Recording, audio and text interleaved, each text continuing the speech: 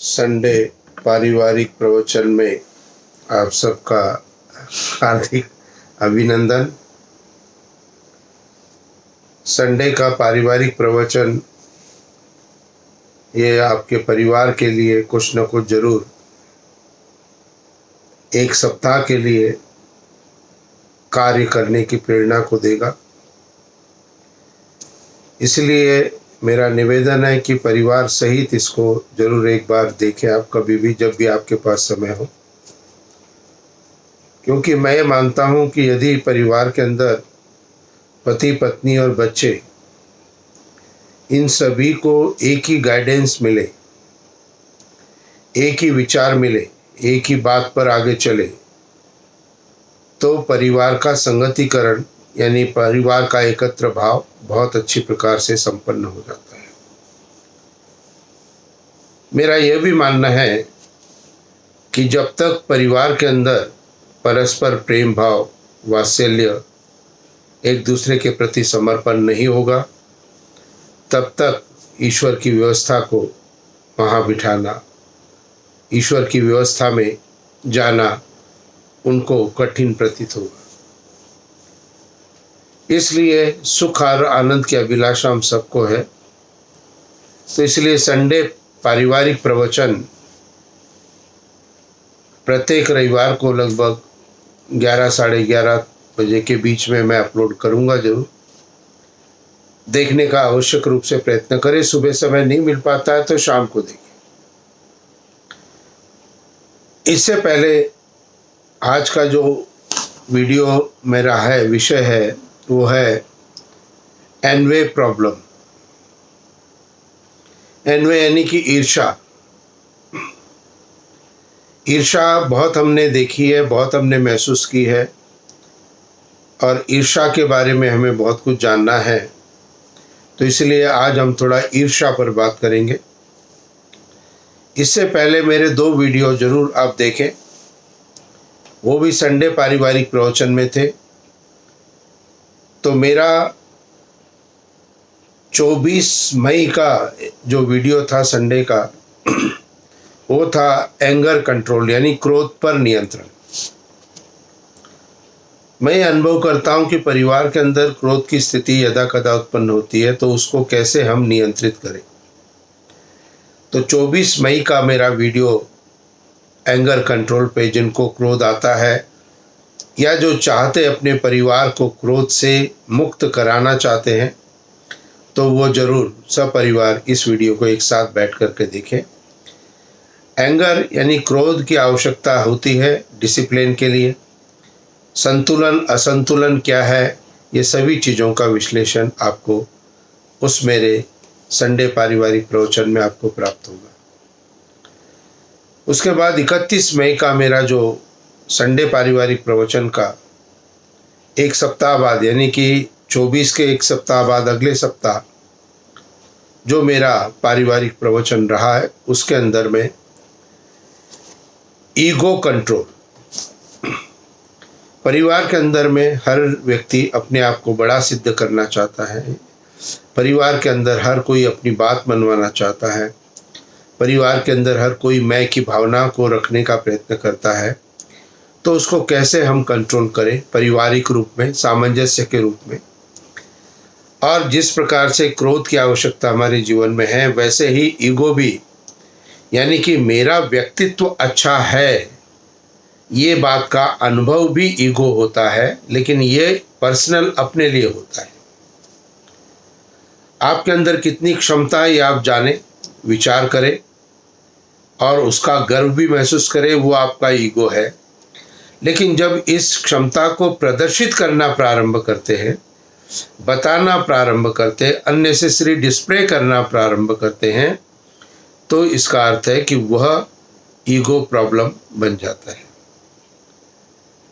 तो ये भी एक पारिवारिक सामंजस्य के लिए ईगो भी एक महत्वपूर्ण विषय था, जिस पर मेरा 31 मई का वीडियो है। और आज का जो हमारा संडे का विषय है वो है ईर्ष्या को कंट्रोल करना, जिसको अंग्रेजी में एनवे कहा गया है, एनवे कंट्रोल। अब ईर्ष्या शब्द जब भी आता है तो हमें बड़ा बुरा प्रतीत होता है। ईर्ष्या के दो स्वरूप हमारे सामने आते हैं। ईर्ष्या कहते हैं जलन। कोई भी व्यक्ति, कोई भी समकक्ष, कोई भी चीज, जो भी हमारी सोच से, हमारे विचार से या हमारे से आगे बढ़ने का प्रयत्न करती है, तो जब वह व्यक्ति से आगे बढ़ने का प्रयत्न करते हैं तो निश्चित रूप से ईर्ष्या का उत्पन्न होना एक स्वाभाविक प्रक्रिया का भाग हो जाता है। जैसे रेस में जब दौड़ लगाते हैं, 100 मीटर की रेस, 200 मीटर की रेस को दौड़ना है, तो जो फर्स्ट, सेकंड, थर्ड वाले एक दूसरे के बारे में विचार करते हैं, उनको जलन होती है। उनको ये लगता है कि इसको नहीं फर्स्ट आना है, मैंने ही फर्स्ट आना है। तो यह एनवे, यह ईर्ष्या उस समय उनके अंदर में उत्पन्न होती है जब वो उस चीज़ को प्ले कर रहे होते हैं। और यदि उस ईर्ष्या को उन्होंने अपने अंदर में धारण किया तो हो सकता है उस दिन वो फर्स्ट यानी प्रथम श्रेणी में आ जाए। ईर्ष्या ने उनके अंदर एक शक्ति को उत्पन्न किया है और उस शक्ति से वो आगे बढ़े हैं। तो निश्चित रूप से हमसे जो कोई आगे बढ़ रहा है, वो जब हम देखते हैं ये आगे बढ़ रहा है, तो उसके प्रति हमारे अंदर ईर्ष्या का एक स्वाभाविक भाव उत्पन्न हो जाता है। अब इस स्वाभाविक भाव को कैसे कंट्रोल करें? ईर्ष्या यदि हमारे अंदर हमेशा बनी रहेगी तो ये हमारे सबसे पहले स्वास्थ्य को खराब करती है। ईर्ष्या जिसके प्रति हम करते हैं उसको दिखाई नहीं देती, ना अन्य किसी को भी प्रतीत होती है, लेकिन उसकी हानि हमको होना प्रारंभ होती है।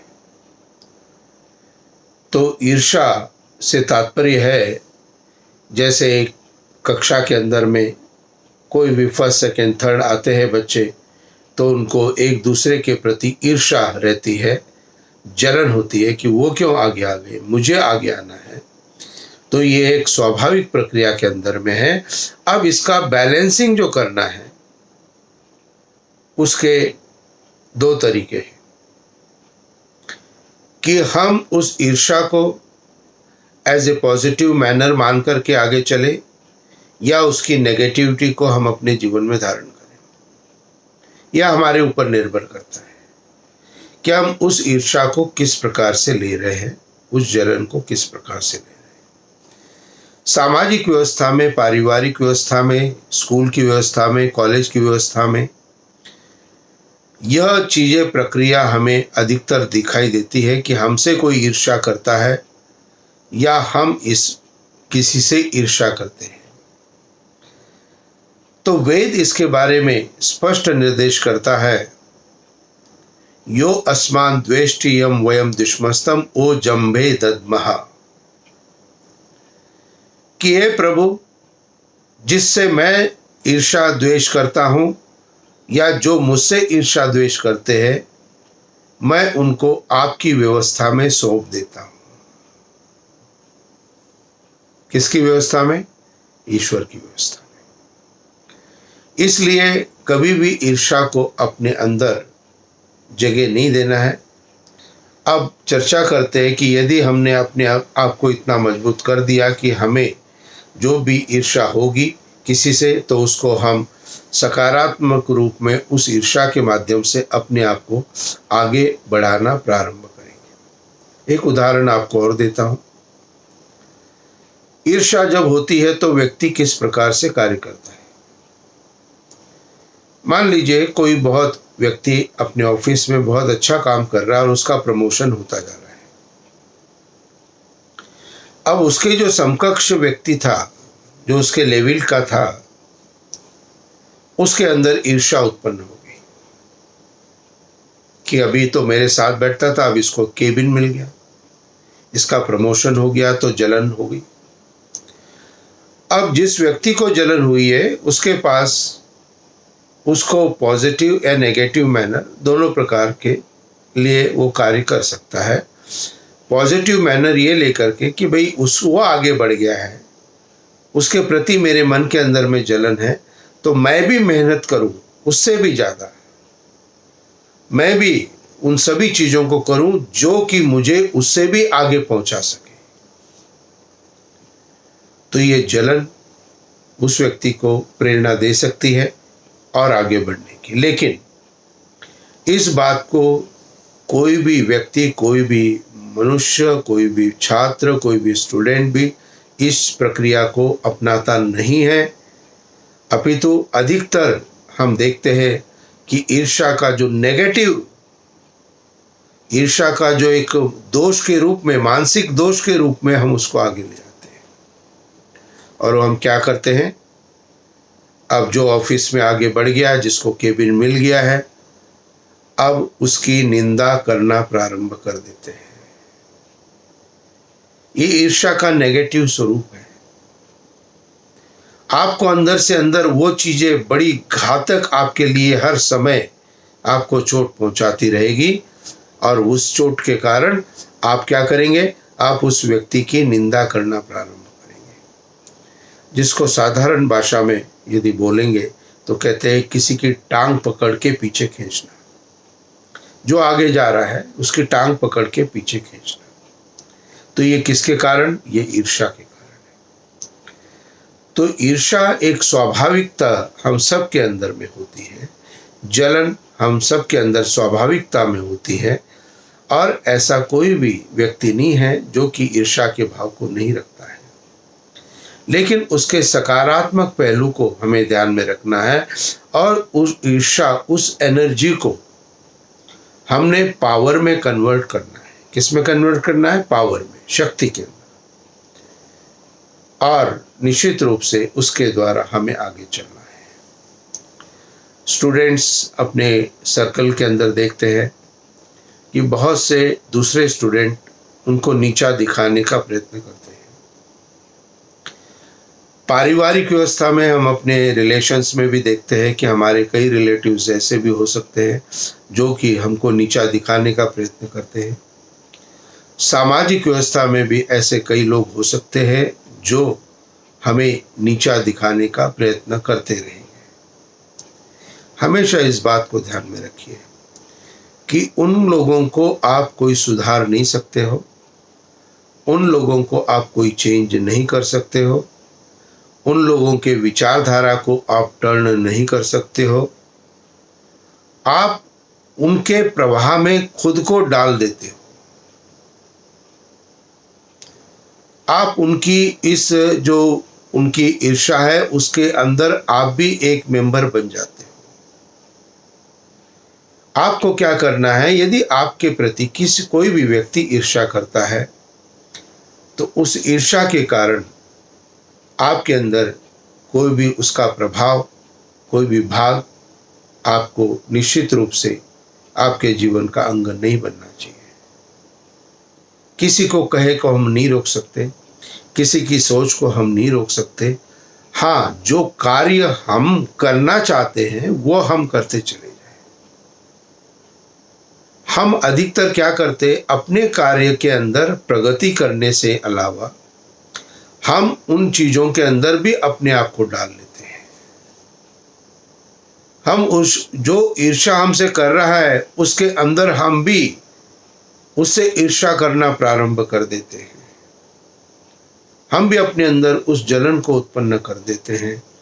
तो ध्यान रखना, कभी भी जो भी कोई व्यक्ति यदि आपसे ईर्ष्या करता है, निश्चित रूप से उस व्यक्ति का एक स्वभाव हो सकता है, उसकी आदत हो सकती है, या वो ईर्ष्या जो भी कर रहा है वो आपको नीचा दिखाने के लिए कर रहा है।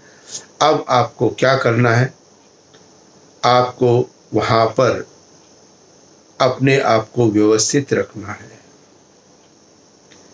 अधिकतर समय मैं कोई भी टीवी के अंदर में कोई भी कमेंट देता है, कोई भी व्यक्ति किसी भी प्रकार का, और उसके ऊपर डिबेटें शुरू हो जाती है।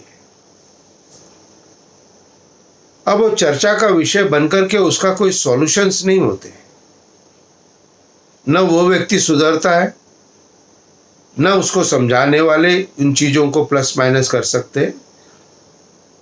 इसलिए प्रत्येक व्यक्ति के अंदर इतनी बुद्धि है कि वह प्रत्येक व्यक्ति के मंतव्य को अपनी सोच से समझ सकता है।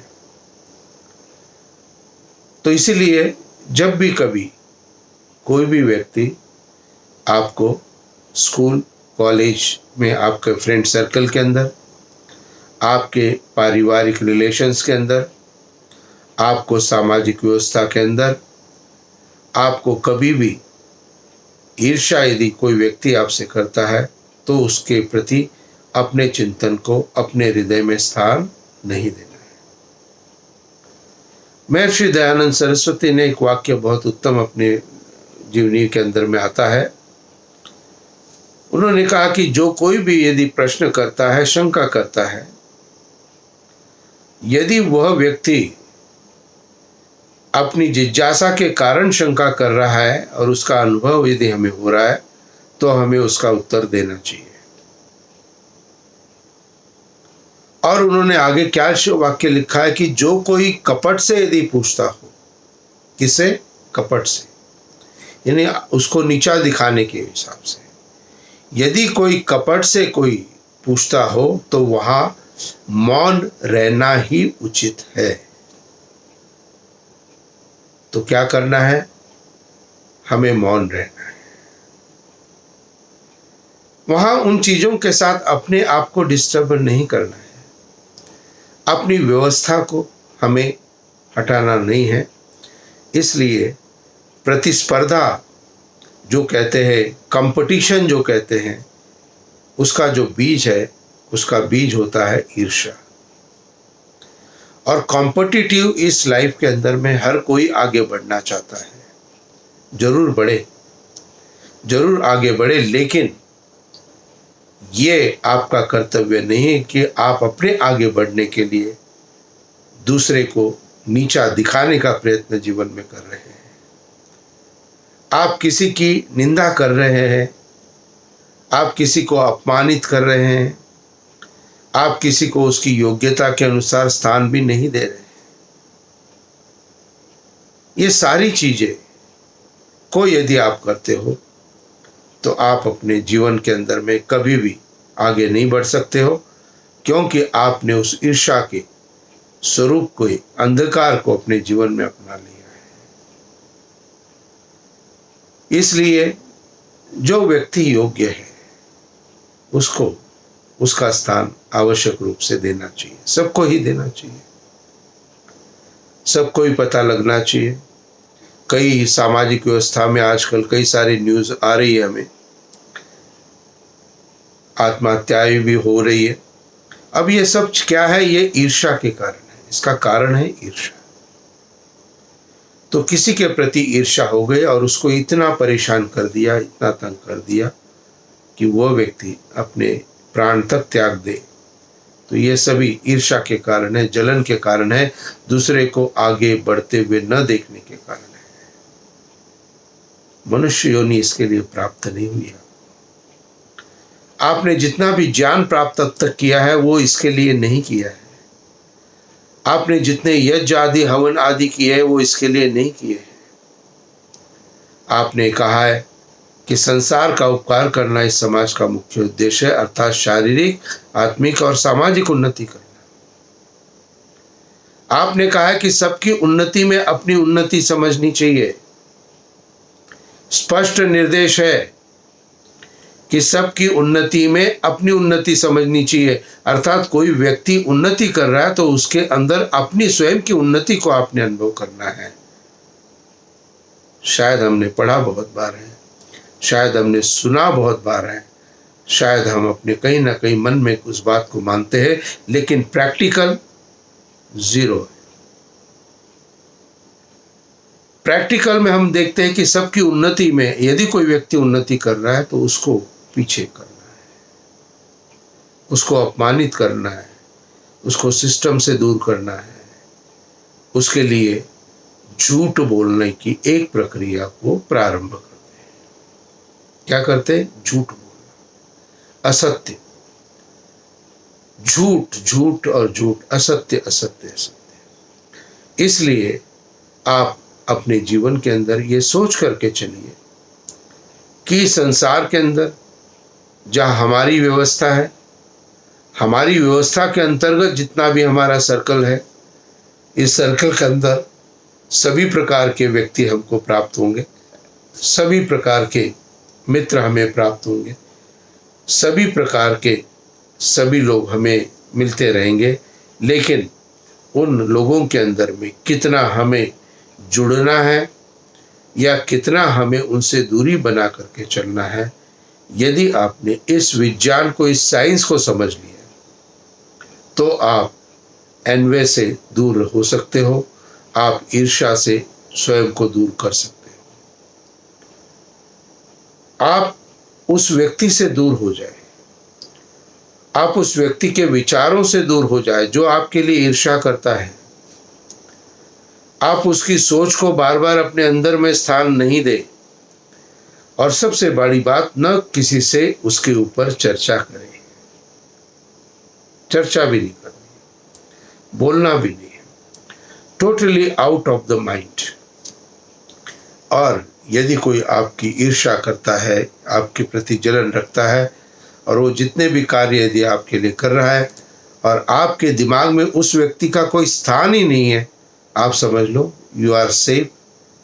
आप आनंद में रहोगे, आप खुशी रहोगे, आप प्रसन्नता में रहोगे। और जितना अपने आप को उन चीज़ों के साथ आप इन्वॉल्व करना प्रारंभ करोगे, उसको रेक्टिफाई करना प्रारंभ करोगे, तो वहाँ पर चिंतन आपका शायद बिगड़ सकता है, अशांति आ सकती है, आपका मन अव्यवस्थित हो सकता है, आपकी शांति भी भंग हो सकती है, आपके अंदर और भी कई सारे विकार आपके मन के अंदर आ सकते हैं।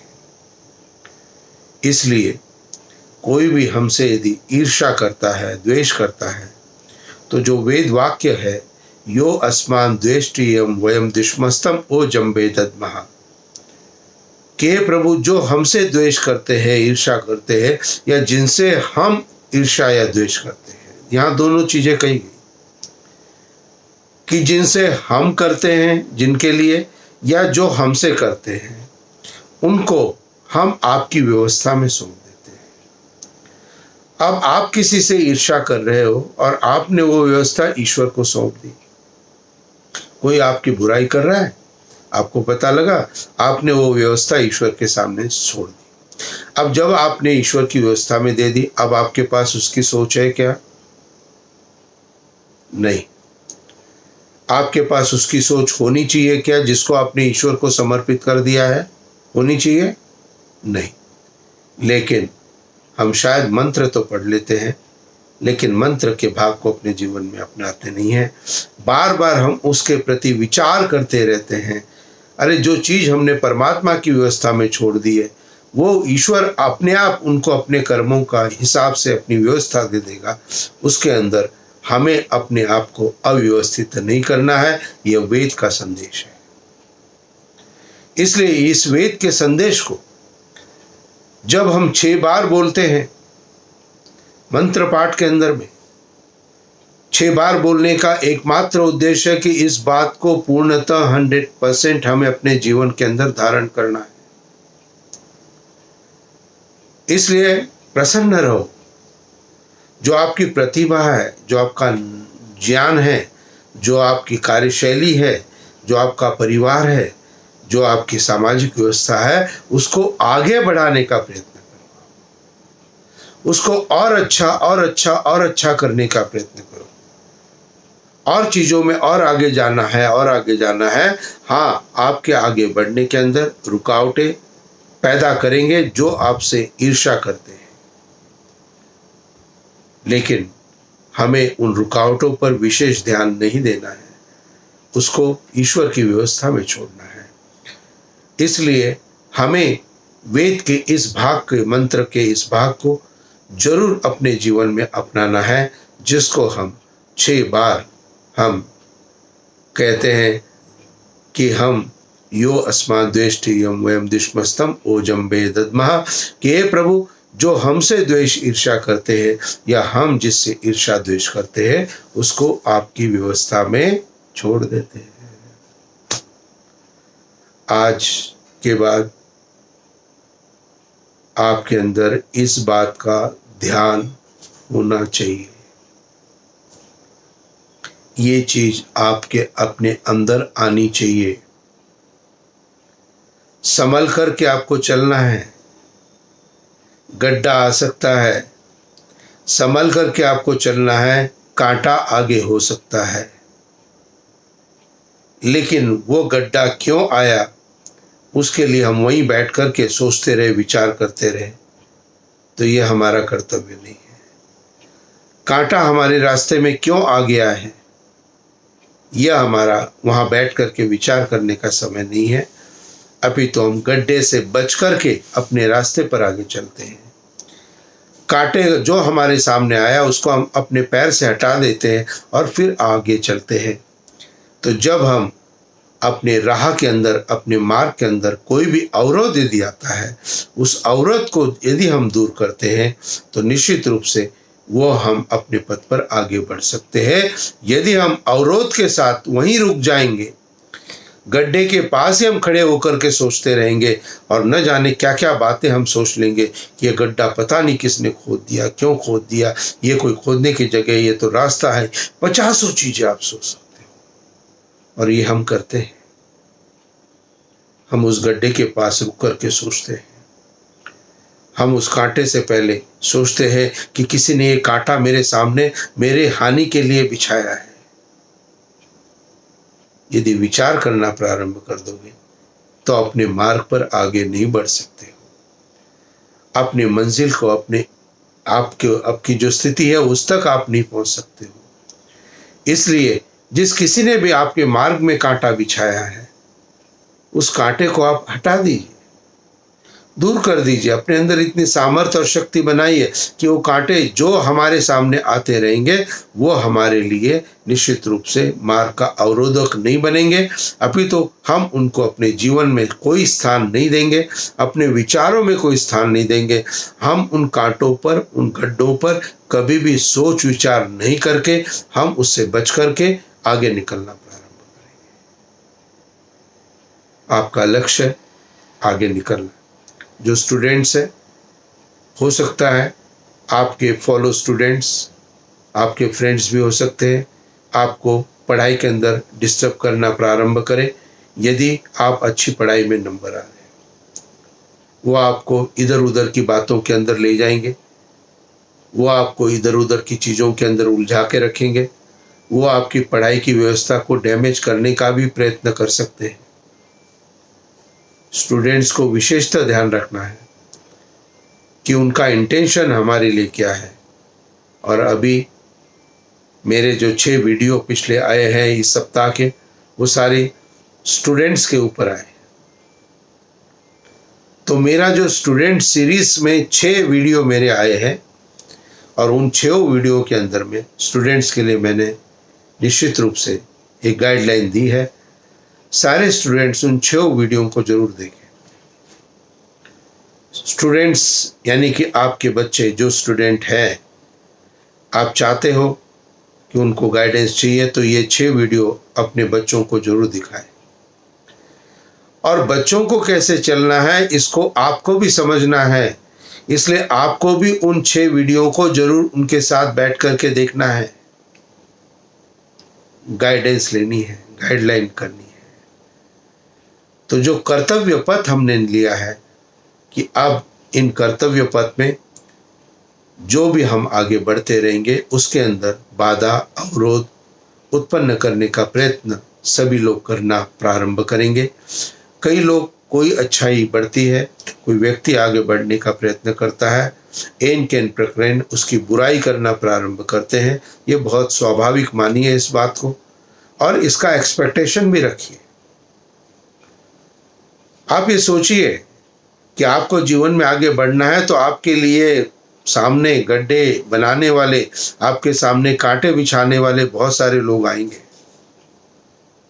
क्योंकि आगे बढ़ने का मार्ग सरलता से हमें शायद ही प्राप्त हो। तो इसलिए हमें किसी के प्रति अपने अंदर ईर्ष्या को नहीं जन्म स्थान देना है।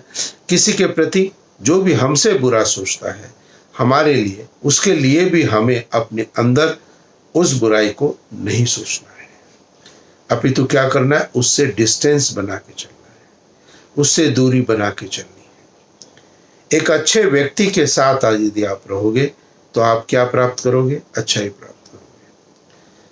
और एक बुरे व्यक्ति के साथ आप रहोगे तो क्या प्राप्त करोगे, आप बुराई प्राप्त करोगे।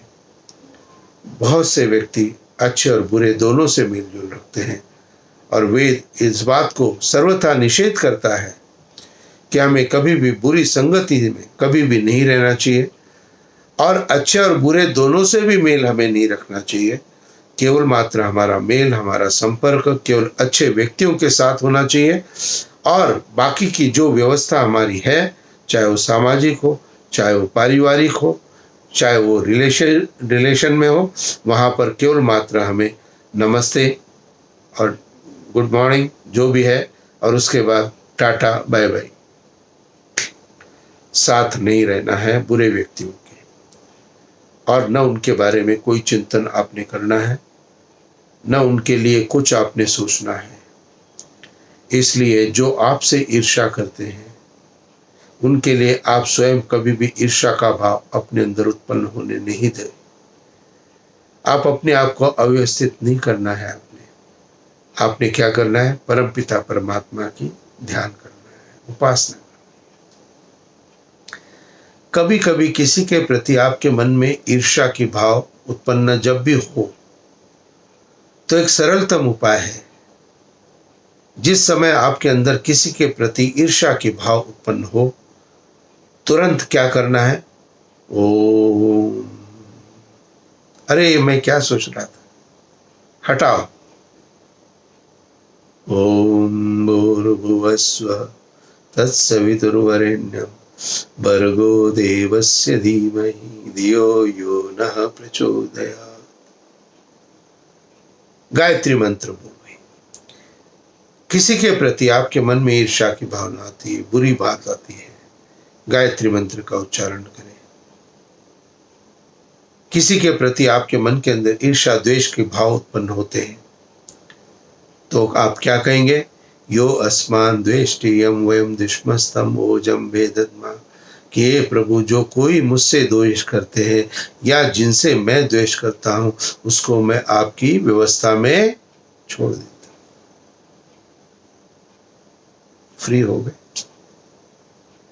तो ये संसार है, इस संसार में अश्वन्वती रियते, यजुर्वेद के एक वेद मंत्र का एक भाग आता है कि अश्वन्वती रियते, कि यह संसार कैसा है, पत्थर से भरी हुई नदी के समान है, जिसको तैर करके आपको पार करना है। वेद आपको बताता है कि यह संसार पत्थर से भरी हुई नदी के समान है, और जहां पर पत्थर नदी के अंदर भरे हैं और वहां आप तैर रहे हैं, तो तैरते तैरते क्या करे होगा, आपको हो सकता है कोई पत्थर आपको चुभ जाए। आप बीच नदी के अंदर है और पत्थर चुभ गया, आप तैरना छोड़ देंगे क्या? नहीं छोड़ेंगे। आप उस दुख को सहन करते हुए आगे बढ़ने का प्रयत्न करेंगे। हो सकता है कोई बहुत नुकीला पत्थर आपको चुभ जाए और आपको खून आ जाए, और आप बीच मझधार में नदी को पार करने के प्रयत्न में हो। यदि अपना खून देख करके वही हाय हाय करके और बैठ के रोना शुरू कर दोगे क्या मझधार में? नहीं। क्यों? क्योंकि आप डूब जाओगे। आप जानते हो कि खून भी निकल रहा है, तब भी मुझे तैर करके पार निकलना है। तो वेद का मंत्र का ये भाग हमें बताता है, अश्वन्वती रियते, कि हे मनुष्यों, यह संसार पत्थर सी भरी हुई नदी के समान है। और ये पत्थर क्या है? ये पत्थर है क्रोध, लोभ, मोह, ईर्ष्या, द्वेष, अहंकार। ये सारे पत्थर हैं। ये पत्थर नदी के अंदर में होंगे ही होंगे, और इसको हमें तैर करके पार करना है। तो इसलिए अपने अंदर, या तो हमारे सामने नहीं आएंगे, ऐसा तो नहीं होगा, हमारे सामने सारी परिस्थितियां उत्पन्न होंगी, दिन प्रतिदिन उत्पन्न हो रही, परिवार के अंदर भी उत्पन्न हो रही है, day to day, hours to hours भी इन चीज के इफेक्ट हमारे अंदर आते जा रहे हैं। तो हमें क्या करना है? हमें अपने आप को बलशाली बनाना है। We should be strong enough to face every difficulty. और मेरे लगभग 90 से अधिक मेरे वीडियो अब अपलोड हो चुके हैं, और ये सभी वीडियो जो भी आप देखोगे, you will feel the strength in your self. आपके अंदर एक ताकत, ऊर्जा को उत्पन्न कराना निश्चित रूप से ये परमात्मा का एक उद्देश्य है। और ये समस्त ज्ञान, ये समस्त बातें, ये केवल मात्र हमारे आचरण के लिए, विचार के लिए, व्यवहार के लिए है। इसलिए इनको जीवन में अपनाना प्रारंभ करो। ईश्वर का ध्यान केवल हमें बुरी परिस्थिति के अंदर ही करना है, ऐसा नहीं है। हमें अच्छी परिस्थिति के अंदर भी परमात्मा को ध्यान करना है। दुख में सुमिरन सब करे, सुख में करे न कोई, जो सुख में सुमिरन करे तो दुख काहे को होए। इसलिए उस प्रभु के आशीर्वाद को नित्य प्रति प्राप्त करो। और दुख काहे को होए से तात्पर्य यह है कि दुख जो भी मिलेगा उसको आप सहन कर सकोगे। तो ईश्वर की प्रार्थना, उपासना, डेली प्रेयर्स आपको जरूर ईश्वर के ध्यान के लिए करनी चाहिए। प्रत्येक दिन प्रातः सायं दोनों समय बैठिए। और मैं जैसे सायंकालीन प्रार्थना अपनी करता हूँ, 15 से 20 मिनट का मेरा ये है वीडियो। ये 1 जून 20 का मेरा वीडियो सायंकाल की प्रार्थना इस हेडिंग से है। आप देखें और 15-20 मिनट उस वीडियो को लगा करके आप साथ में ईश्वर के ध्यान को करने का प्रयत्न करें। थोड़ा हम प्रैक्टिस करें, केवल मात्र एज ए वर्क नहीं, एज ए काम नहीं, टू गेन द स्ट्रेंथ। हमें ईश्वर से प्राप्त करनी है शक्ति, हमें ईश्वर से डायरेक्शन प्राप्त करना है, तो हमें उससे कनेक्ट होना पड़ेगा। तो ईश्वर की जो भी कोई प्रार्थना आप करो, जितना भी समय आप करो, उस समय आप ईश्वर के साथ कनेक्ट हो जाओ। और कनेक्ट होने के लिए मन के ही माध्यम है। मन को हम परमात्मा में स्थिर करें। मेरे मन के विषय में 6 वीडियो पहले भी है कि मन के 6 संकल्प क्या क्या हमारे होने चाहिए। तो कई सारे ऐसे वीडियो मैंने बना के आपके लिए छोड़े हैं, जो कि मैं सोचता था कभी जीवन में, और ये कि अच्छा माध्यम मिला मुझे यूट्यूब का कि मेरे विचार आप सब तक मैं पहुंचा सका हूं। इससे मुझे प्रसन्नता है कि मेरे अंदर जो कुछ भी मैं देना चाहता था, भले ही मुझे बड़े प्लेटफॉर्म नहीं मिले अभी तक, कोई बात नहीं है, मैं किसी से कोई शिकायत नहीं करता हूँ। लेकिन मैं जरूर विचार करता हूँ कि जितना भी हमारे अंदर सामर्थ्य है और जितना हम कर सकते हैं, उतना हमें जरूर प्रयत्न करते रहना चाहिए। और उसके लिए अपने ध्येय लक्ष्य को आगे लेकर के चलना चाहिए, न कि किसी के बारे में सोचना, विचारना या उनके बारे में चर्चा करना।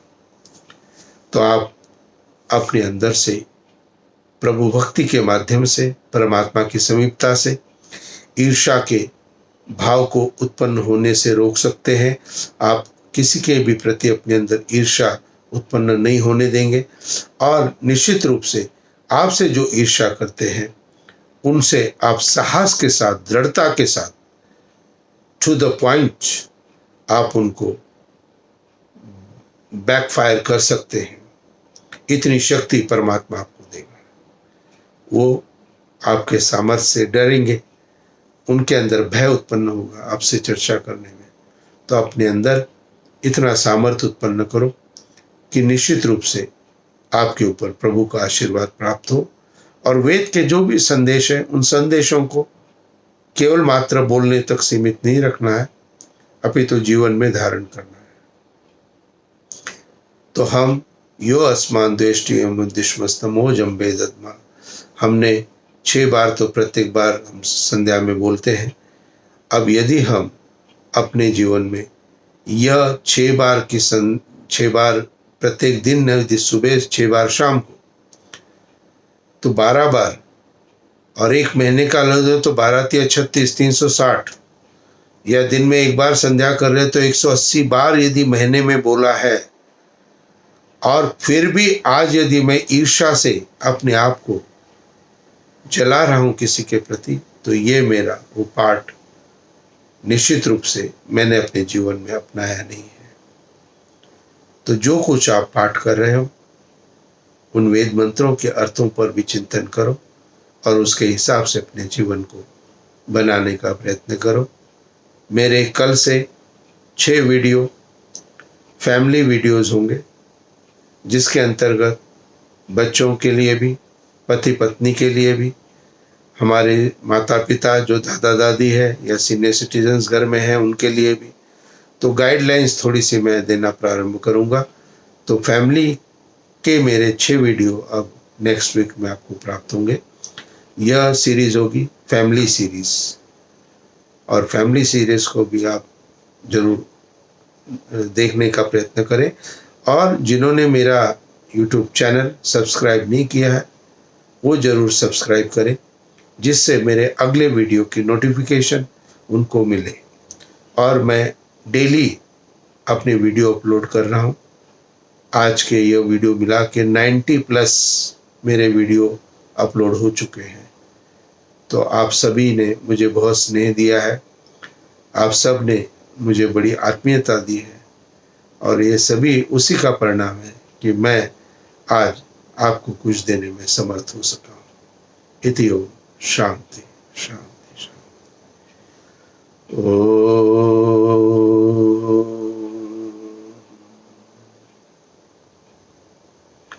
शांति शांति शांति।